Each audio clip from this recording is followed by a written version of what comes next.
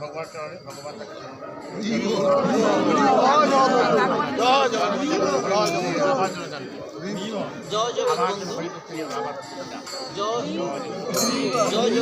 আমার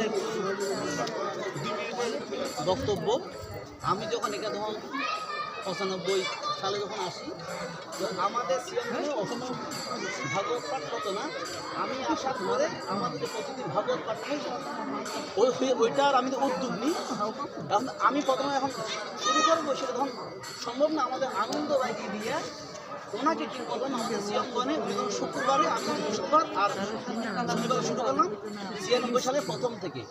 তো আমি যে বৃহস্পতিবার এবং শনিবার, উনি মাঝখানে শুক্রবার, পরবর্তীতে আমাদের তো পাঠক থাকায় আমি প্রথম দিকে করে আমি শুরু করলাম। কিন্তু আমাদের গোবিন্দলাল দাস সেই নৃত্য সেই থেকে, তো আমি উনিতে শুরু করলাম, সেই থেকে অদ্যাবধি উনি ভাগবত কথা এবং প্রভুর কথা উনি পাঠ করে গেছেন। একদম মরমী ভক্ত। ওনার যে উপস্থাপনা ছিল ভাগবতের যে রসের কথা, সুসামঞ্জস্য এবং একদম বৈষ্ণবীয় মার্গ। তো ওনার আত্মার সদ্গতি হোক।